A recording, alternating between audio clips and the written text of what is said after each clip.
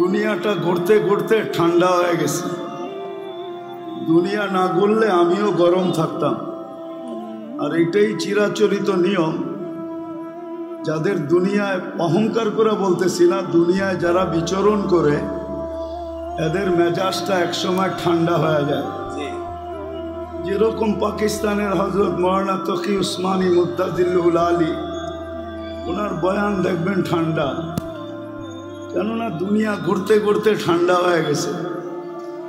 তারেক জামিলের বয়ানও দেখবেন ঠান্ডা, দুনিয়া ঘুরতে ঘুরতে ঠান্ডা হয়ে গেছে। বেশি তো ঘুরি নাই, মাত্র 7 মহাদেশ দেখছি, বেশি ঘোরা হয় না এখনো, মাত্র 103টা হয়েছে। আশা রাখি দ্বিতীয় সেঞ্চুরি করার। এই জন্য আমি বুঝছি যে আমার ঠান্ডা বয়ান এত গরম বয়ানের পরে চলবে কিনা জানি না, কিন্তু একটা অনুরোধ করব, যদি পুরস্কার নিয়ে উঠতে চাই, সবার কাছে একটা অনুরোধ, কেননা সিরাতুন নবী মাহফিল, পুরস্কার নিয়ে যদি বাড়িতে ফিরতে চাই, তাইলে যতটুকু শোনার ব্যাপারে যতটুকু মনোযোগ আছে ভিতরে, পুরাটাকে দিয়া শুনতে হবে। কেননা আল্লাহর হুকুম হলো ফাস্তামিউ ইদা কুরিয়াল কুরআন ফাস্তামিউ, যখন কুরআনি কথা শোনো তো মনোযোগকে উজাড় করে দিয়া শুনো। দ্বিতীয় আরেকটা আনসিতু, পরিবেশটাকে বিলকুল নিঝুম বানাইতে হবে, তাইলে 2টা পুরস্কার নিয়ে উঠতে পারবো। আর না হইলে কতক্ষণ হইহুল্লা হবে, যার যার মতে চলে যাব, পুরস্কার নিয়ে বাড়িতে ফিরতে পারবো না। আর 2টাই কিন্তু আল্লাহর হুকুম। আমি একটু বিবেকের পর্দা খুলতে চাই যে আজকে মুসলমানের এই দুরবস্থা কেন। সারা দুনিয়া যদি পর্যালোচনা করি, শুধু বাংলাদেশ নিয়ে তো দুনিয়া না, এটা একটা উম্মত, উম্মতে মুহাম্মদ সাল্লাল্লাহু আলাইহি ওয়াসাল্লাম। আপনি জানেন না এই উম্মতের দাম কত? এই উম্মত কয়বার আল্লাহর কুদরতি হাতে বাছাই হয়েছেন, এটা আমাদের জানা নাই।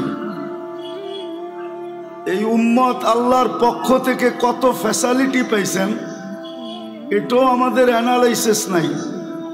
একটা উদাহরণ দেই, এই উম্মতের 80 বৎসরের ব্যক্তি যদি মারা গেল, আর 80 বৎসর দুনিয়াতে থাকার পরে যদি চলে গেল, আর আল্লাহ যদি জিজ্ঞাসা করলো কতদিন ছিলে, তো বলল 80 বৎসর ছিলাম।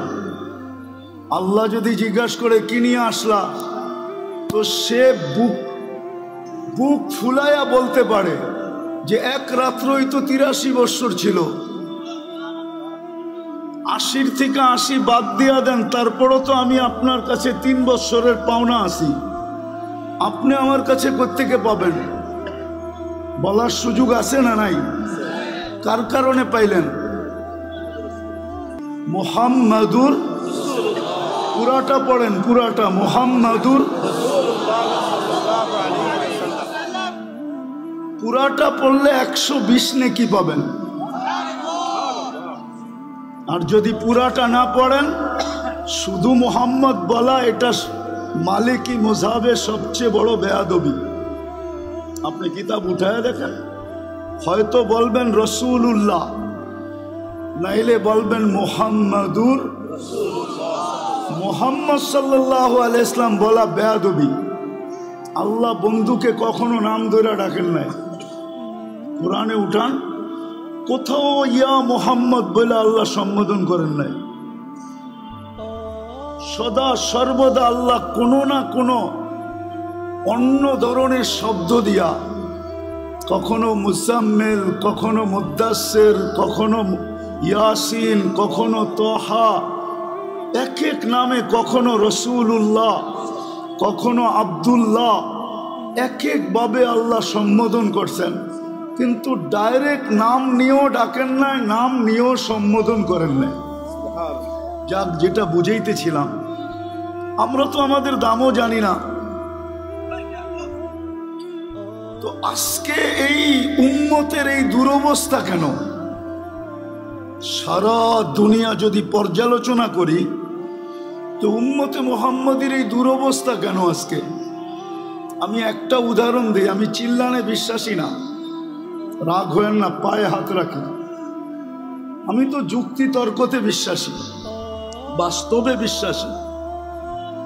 আমাদের যদি দুরবস্থা না হইতো, গত অক্টোবর থেকে নিয়ে এই অক্টোবর পর্যন্ত 2টা জাতিসংঘের বাৎসরিক সম্মেলন হলো, ঠিক না? গত অক্টোবরে একটা, এই অক্টোবরে একটা, ঠিক না? সত্য তো? গত অক্টোবরে কেউ গেছিল প্লেন ভোড়া, এই অক্টোবরে কেউ গেছেন 60 জন 8 জন নিয়ে গেছেন। তো দুনিয়ার 60টা মুসলিম দেশের কর্ণধাররা ছিল, দেশের পরিচালকরা ছিল। হুজুর, মাইকের দিকে চেয়ে লাভ নাই, এটা লিপ টাচ, আমি এটা চিনি। কানেরটা দিতে বলেন, ডাইনে গেলে আওয়াজ টানবে না, বামে গেলে আওয়াজ টানবে না। ওয়াজ শুনতে হলে ধ্যান লাগে, মনোযোগ লাগে, আর কনসাল্ট শুনতে হলে আওয়াজ লাগে। কেননা কনসাল্টে আওয়াজ ছাড়া যুবকদের কোমরে শক্তি আসে না, আর যে গায় ও মজা পায় না, আর যে নাচে ওরও শক্তি আসে না। আমরা জানি এগুলা। কনসাল্টে আওয়াজ লাগে, ওয়াজে মনোযোগ লাগে।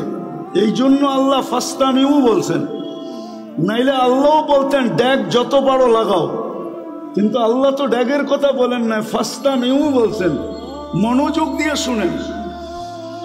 কনসাল্ট শুনতে শুনতে শুনতে শুনতে এখন ওয়াজ যারা শুনতে আসে ওরাও আওয়াজ চায়, কেন সারাদিনই তো কনসাল্ট শুনে, গান শুনে, নাইলে নাচ শুনে, নাইলে এটা শুনে। আগে কথা বলতে দেন, কথা কিন্তু উপর থেকে আসে, এইখান থেকে না। কেননা সিরাতুন নবী, কথা উপর থেকে আসবে, এইখান থেকে আসবে না, এটাতে আমি বিশ্বাসী না। আমি তো ঢাকা শহরে প্রোগ্রাম করিই না, এটা ফাঁদে পড়া করে ফেলছি। কেননা আমি ঢাকা শহরে বড় হয়েছি, আমি ঢাকা শহর চিনি না। আমি মধুবাগ চিনি, এখনো আমি বলতে পারবো কয়টা পুরান ইটের বাড়ি ছিল আর কয়টা খালি ছিল, টিনের ঘর ছিল। আমি তো বড়ই হয়েছি এই এলাকায়। এই সমস্ত গলি সব আমার ডাঙ্গুটি খেলার গলি। না, আমি যখন গভর্নমেন্ট স্কুলে পড়তাম তখন এই সমস্ত এলাকায় আমি ডাঙ্গুটি খেলতাম, মার্বেল খেলতাম। আমি তো চিনি, হুজুররা না চিনলে কি হবে। আমি বড় হয়েছি এই ওই পাড়ে, চৌধুরীপাড়ায়। চৌধুরীপাড়া বেশি দূরে? হ্যাঁ, আমি তো বড়ই হয়েছি এখানে, আমি চিনি এটা। ঢাকা শহরে বড় হয়েছি, ঢাকা শহর চিনি। তো যেটা বলতেছিলাম যে 2টা সম্মেলন হলো, ধ্যান দিয়া বুঝার মতো, কিন্তু আমি সামনে যা বুঝাবো। 2টা বড় বড় সম্মেলন হলো, বাৎসরিক সম্মেলন। 60টা মুসলিম দেশের কর্ণধাররা ছিল, তার ভিতরে 4টা মুসলিম দেশের কর্ণধার ছিল যাদের টাকার চেয়ে বড় কোনো টাকা দুনিয়াতে নাই। কুয়েতের টাকার চেয়ে বড় কোনো টাকা দুনিয়াতে নাই, বাহরাইনের টাকার চেয়ে বড় কোনো টাকা দুনিয়াতে নাই, ওমানের টাকার চেয়ে বড় কোনো টাকা দুনিয়াতে নাই, ব্রুনাইয়ের টাকার চেয়ে বড় কোনো টাকা দুনিয়াতে নাই। কিন্তু 1 বৎসর 1 মাস, আজকে 17 থেকে 18 দিন ফিলিস্তিনের যুদ্ধ চলতেছে, ছোট একটা নিন্দা প্রস্তাব পাশ করতে পারে নাই। এইবার চিল্লান না কেন? 60টা মুসলিম দেশ মিলা। চলেন আর একটু পিছিয়ে নিয়ে যাই। ঢাকা শহরে যত কাপড়, পুরান ব্যবহৃত কাপড় আলমারিতে ঢাকা শহরের প্রত্যেকটা বিল্ডিংয়ে আছে, সবগুলা যদি একত্রিত করা হয়, চ্যালেঞ্জ আমার সাথে, ইউরোপের কোনো একটা দেশে এত ব্যবহৃত কাপড় আলমারিতে নাই। তাইলে বোঝা গেল মুসলমান সবচেয়ে বেশি কাপড় পরে। মুসলমানের কাছে সবচেয়ে বড় টাকা। সবচেয়ে বেশি পোশাক মুসলমান পরে, আমাকে তো বুঝাইতে হবে না, কারণ আপনাদের উন্নত দুনিয়ার ভিতরে একটা দেশ আমার বাকি আছে, নিউজিল্যান্ড। এটা ছাড়া বাকি সব শেষ, একাধিকবার শেষ। কোনো দেশ কিয়ামতের দিন বলতে পারবে না যে এই ব্যক্তি আমাদের এখানে আসে নাই। অহংকার করে বলতেছিলাম, সবচেয়ে বেশি কাপড় মুসলমান পরে, সবচেয়ে বেশি আইটেম মুসলমান খায়। মুসলমানের চেয়ে বেশি আইটেম দুনিয়ায় কেউ খায় না, মুসলমানের চেয়ে প্রসাধনী দুনিয়ার কেউ ব্যবহার করে না। চ্যালেঞ্জ আমার সাথে। মুসলমানের থেকে ব্র্যান্ড কেউ ব্যবহার করে না। সবার কাছে মোবাইল আছে, ব্র্যান্ডে যায়া ওর ওয়েবসাইটে যায়া জিজ্ঞাসা করেন তোমার ব্র্যান্ড সবচেয়ে বেশি কিনে কারা, ম্যাকডোনা সবচেয়ে বেশি খায় কারা, আরে বলেন না কেএফসি খায় কারা, সবচেয়ে বেশি মুসলমান। লাডু সবচেয়ে বেশি ব্যবহার করে কারা, দুনিয়ার রুলেক্স সবচেয়ে বেশি ব্যবহার করে কারা, সবচেয়ে বেশি ব্র্যান্ড মুসলমান ব্যবহার করে। আমি তো কোনো দেশে দেখি না যুবকরা, বাংলাদেশের যুবকরা যেরকম চুল কাটে, একজনকে জিজ্ঞাসা করেন নেটে না দেখা চুল কাটে কিনা। এইখানে যে দাঁড়ানো আছে সারা রাত্র নেটে ডিজাইন দেখে, তারপরে চয়েস করে, তারপরে স্ক্রিনশট দেয়, তারপরে সেলুনে নেওয়া যায়, সেলুনওয়ালা ডিজাইন দেখা পানি খায়া ঢোক গিলে তারপরে বলে 700 টাকা। জিজ্ঞেস করেন এদেরকে। 14 তারিখ তো আমি আমেরিকাতে দেখলাম, কিন্তু ঢাকা বাংলাদেশের মতো তো 14 তারিখ দেখলাম না। শুধু ফুল দেয়, ফুল দিলে তো মনকে বুঝাইতে পারতাম যে ফুল, তারপরে বিদায়। ফুল দেয়, হোটেলে খাওয়ায়, পার্সেল দেয়, পারে না কলিজা কাইটা বুনা করা তারপরে প্যাকেট করে দিয়া দিতে। তারপরে বলে আমাকে কমসে কম একবার হইলেও লেখা দিও I.U, কিন্তু তারপরও তো 90 ভাগ শেখ খাওয়া। আমি তো বলি প্রশাসন দেশ সামলাবে কি? এরা তো সামাজিকতার কারণে মিছিল করে না। এরা যদি মিছিল করতো ডেলি প্রত্যেক বাড়ির সামনে, তাইলে আমাদের যে প্রশাসন আছে এটা যথেষ্ট ছিল না। এরা তো সামাজিকতার কারণে শুধু মিছিল করতে পারে না, নাইলে প্রত্যেক বাড়ির সামনে যে মিছিল করতো, শেখকে এসে আমার ভাই অমুকের রক্ষা নাই, বাইরো বাড়ির থেকে। সবকিছু আমরা বেশি করি, তারপরও আমাদের কেন এই দুরবস্থা? বুঝান আমাকে। আপনারা তো মিডিয়া, ফিলিস্তিন মিডিয়ায় দেখা চিৎকার দেন, তাই না? আমি তো 14 বছর আগে ফিলিস্তিন দেখা আসছি। আমার তো যোগ বিয়োগ মিলে না যে ফিলিস্তিনে হামলা হয় তো হয় কি করে? ওইখানে তো খলিল শুয়ে আছে।